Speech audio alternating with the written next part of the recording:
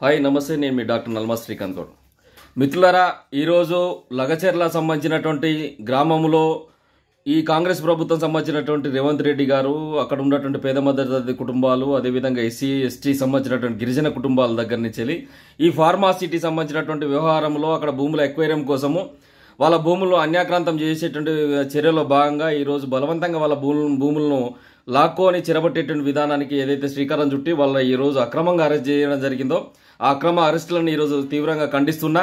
ముఖ్యంగా ఈ ఫార్మాసిటీ నిర్మాణం ఏదైతే ఉందో ఈ ఫార్మాసిటీ సంబంధించినటువంటి నిర్మాణంలో ముచ్చెర్ల అదేవిధంగా కందుకూరు సంబంధించినటువంటి ఆ ప్రాంతంలో సిటీకి, హైదరాబాద్ సిటీకి సుమారు 25 నుంచి 30 కిలోమీటర్ల దూరంలో ఉండేటువంటి కందుకూరు ముచ్చెర్ల సంబంధించినటువంటి ప్రాంతంలో సుమారు 19,000 ఎకరాల సంబంధించినటువంటి భూమిని ఎక్వేరియం చేసి అక్కడ ఉన్నటువంటి రైతాంగాన్ని మొత్తం కూడా ఒప్పించేసి వాళ్లకు కంపెన్షన్ యాక్ట్లో ఉండబడేటువంటి దానికంటే కూడా మిక్కిలి ప్రయోజనాలు కల్పించేసి ఆ రైతాంగాన్ని, రైతులను కూడా దాంట్లో భాగస్వామ్యం చేసే విధంగా చేసి ఈరోజు 19,000 ఎకరాల పైచిలకు భూములు అక్కడ ఎక్వేరియం చేయడం జరిగింది బీఆర్ఎస్ సర్కారు.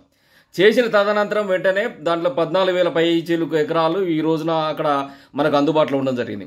సుమారు 350 కంపెనీలు ఏవైతే ఉన్నాయో అవందరూ కూడా మేము ఇక్కడ దరఖాస్తు చేసుకోవడం జరిగింది, మాకు ఇందులో భూమిని కేటాయించండి అని చెప్పేసి.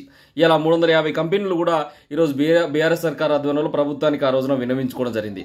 ఇట్లా 14,000 ఎకరాల సంబంధించిన పైచిలకు ఉన్నటువంటి భూమి ఫార్మాసిటీకి యోగ్యంగా అన్ని సదుపాయాలతో, అన్ని సౌకర్యాలతో, జాతీయ రహదారులకు సంబంధించినటువంటి లింకుతో ఈరోజు అక్కడ ఏదైతే నేషనల్ ఇన్వెస్ట్మెంట్ మ్యానుఫ్యాక్చరింగ్ సంబంధించినటువంటిది భారత ప్రభుత్వం ద్వారా అంటే నిమ్స్ అనేటువంటి దాన్ని ఆమోదం పొంది ఈరోజు 14,000 ఎకరాలు ఉంటే కూడా దాన్ని కూడా కాదని చెప్పేసి రేవంత్ రెడ్డి సర్కారు ఈ యొక్క ఫార్మాసిటీ సంబంధించిన దీన్ని రియల్ ఎస్టేట్కు హబ్గా నేను వాడుకుంటా అని చెప్పేసి ఇక్కడ రియల్ ఎస్టేట్ చేస్తా అని చెప్పి ఈరోజు ఈ సందర్భంగా వాళ్ళు ముందుకు పోయేటువంటి ప్రయత్నం చేసిండ్రు. నేను ఒకటే ప్రశ్నిస్తున్నా, ఇలా ఫార్మాసిటీ సంబంధించినటువంటి వ్యవహారంలో ఫార్మాసిటీకి 14,000 ఎకరాలు అందుబాటులో ఉన్నప్పటికీ కూడా 10 క్లస్టర్స్గా ఈ యొక్క విధానాన్ని, ఈ యొక్క ఫార్మాసిటీ వ్యవహారాన్ని డివైడ్ చేసేసి ఫార్మాను తీసుకుపోయి ఫార్మర్ల మీద వాళ్ళ భుజాన తుపాకులు పెట్టి ఎవరిని బేలుదాం అనుకుంటున్నావు రేవంత్ రెడ్డి?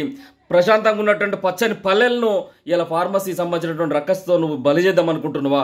ఫార్మసీకి అన్ని యోగ్యమైనటువంటి విధంగా అన్ని సంబంధించినటువంటి సకల సదుపాయాలతో 14,000 ఎకరాలు ఉంది కదా, సుమారు 350 సంబంధించిన కంపెనీలు అప్లై చేసేది కదా, వీళ్ళకి అప్రూవల్స్ ఇచ్చేసి అందులో మీరు ఎందుకు ఈ ఫార్మా సంబంధించినటువంటి ఈ యొక్క కంపెనీ నిర్మాణం చేపట్టట్లేరని చెప్పేసి ఈ సందర్భాన్ని ప్రశ్నిస్తున్నాం. సుమారు ఈ 350 సంబంధించిన కంపెనీలకు అప్రూవల్స్ ఇచ్చి వాళ్ళకి కనుక భూమిని కనుక అలకేట్ చేస్తే $9.7 బిలియన్ అమెరికన్ సంబంధించినటువంటి పెట్టుబడి, అమెరికన్ డాలర్లలో ఆ పెట్టుబడి సంబంధించినటువంటిది మన తెలంగాణ ప్రాంతానికి వస్తుందని చెప్పేసి కొన్ని విశ్లేషణలు అనేటువంటి చెప్పడం జరుగుతుంది. సుమారు 5,60,000 మందికి ప్రత్యక్షంగా పరోక్షంగా ఉపాధి మార్గాన్ని చూపెట్టే విధంగా ఇలా ఫార్మాసిటీ సంబంధించినటువంటి డబ్బును ఈ రోజు తెలంగాణ ప్రాంతంలో బీఆర్ఎస్ సర్కార్ అనేటువంటిది నిర్మాణం చేయడం జరిగింది. ఈరోజు వ్యాక్సిన్ క్యాపిటల్ సిటీగా, వ్యాక్సిన్ క్యాపిటల్ ఆఫ్ వరల్డ్గా హైదరాబాద్ను తీర్చిదిద్దాలనేటువంటి ఒక విధానంతో గత బీఆర్ఎస్ ప్రభుత్వం ముందుకు పోయింది. బల్క్ డ్రగ్ క్యాపిటల్గా, బల్క్ డ్రగ్ ఆఫ్ ఇండియాగా ఈరోజు హైదరాబాద్ను తీర్చిదిద్దాలన్న ఒక ఉద్దేశంతో ఈరోజు సుమారుగా ఆ యొక్క 14,000 ఎకరాల పైచిలకు ల్యాండ్ను ఎక్వేరియం చేయడం జరిగింది. ఈరోజు లగచెర్ల సంబంధించినటువంటి గ్రామంలో ఉండబడేటువంటి దళితులను, అదేవిధంగా అక్కడ ఉన్నటువంటి గిరిజనులను, అదేవిధంగా అక్కడ ఉండేటువంటి పేద మధ్యతరగతి కుటుంబాల పైన అర్ధరాత్రి వాళ్ళ కుటుంబాలకు వెళ్ళి వాళ్ళ భార్యలను ఆ రాత్రులు లేపి గర్భిణీ స్త్రీల పైన కూడా ఛాతిపైన తన్ని వాళ్ళ భర్తలను అక్రమంగా అరెస్ట్ చేసేసి ఈరోజు జైలపాలు చేసేసి రేవంత్ రెడ్డి నువ్వు ఏం సాధిద్దాం అనుకుంటున్నావు? నీ అల్లునికి, నీ బావమర్దికి, నీ యొక్క అన్నకు ఈ యొక్క కార్పొరేట్ కంపెనీలను దారాదత్తం చేసేసి తెలంగాణ ప్రాంతాన్ని ఏం చేద్దాం అనుకుంటున్నావు? తెలంగాణ ప్రాంతాన్ని, తెలంగాణ పల్లెల్ని సస్యశ్యామలంగా ఉండకుండా శ్మశానం చేద్దాం అనుకుంటున్నావు రేవంత్ రెడ్డి? సమాధానం చెప్పాలని చెప్పేసి ఈ సందర్భంగా నేను తెలియజేస్తాను. ఈరోజు ఎస్టీ సంబంధించినటువంటి వర్గాలకు ప్రాతినిధ్యం వహిస్తున్నటువంటి సీతక్క గారే కావచ్చు, ఎస్సీ వర్గాలకు ప్రాతినిధ్యం వహిస్తున్నటువంటి బట్టి విక్రమార్క ఈ రాష్ట్ర ఉప ముఖ్యమంత్రి కావచ్చు, మీరు సమాధానం చెప్పాలి. దళితుల భూములు అన్యాక్రాంతం అవుతుంటే, అక్కడ ఉన్నటువంటి గిరిజనుల భూములు అన్యాక్రాంతం అవుతుంటే సీతక్క నీ నోరు ఎందుకు మెదపట్లేవు? బట్టి విక్రమార్క గారు ఇది మీ కాంగ్రెస్ విధానమేనా? కాంగ్రెస్ లో సీనియర్ లీడర్ అని చెప్పుకునేటువంటి నువ్వు ఇది కాంగ్రెస్ విధానమా, లేకపోతే రేవంత్ రెడ్డి కుటుంబం సంబంధించిన విధానమా? ఇమీడియట్లీ మీరు దీనిపైన స్పందించాల్సినటువంటి అవసరం ఉన్నది. ఇంకా సిగ్గుమాలి ఇది రేవంత్ రెడ్డి చేస్తున్నటువంటి విధానం అయినప్పటికీ కూడా మీరు కాంగ్రెస్ విధానంగా సమర్థించుకునే ప్రయత్నం చేస్తే మాత్రం ప్రజాక్షేత్రంలో మీ పార్టీ భ్రష్టు పట్టి పోయేటువంటి ప్రమాదం ఉందని చెప్పేసి కూడా ఈ సందర్భం మీకు గుర్తెరగాల. ఈరోజు మెడికల్ ఎక్విప్మెంట్ పార్కును తీసుకొచ్చినటువంటి చరిత్ర ఈరోజు బీఆర్ఎస్ పార్టీకి ఉన్నది.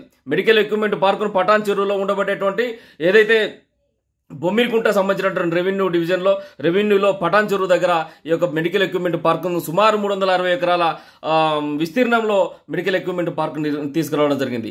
ఇలా మెడికల్ ఎక్విప్మెంట్ పార్క్ వచ్చిన దగ్గర ఏం చేస్తున్నారు? సర్వే నెంబర్ 30లో భూ కబ్జాలు చేస్తున్నారు. ఇదే దామోదర్ రాజనరసింహ గత ఉప ముఖ్యమంత్రి ఉమ్మడి రాష్ట్రంలో, అదేవిధంగా ఈ రాష్ట్రంలో వైద్యారోగ్య శాఖ మంత్రికి ఉన్నట్టు దామోదర్ రాజనరసింహ సుమారు 121 ఎకరాలు చెరబట్టి దాని చుట్టూ రేకులు వేసుకొని ఈరోజు ప్రభుత్వ భూమిని కబ్జా చేసినటువంటి మాట వాస్తవం కాదా?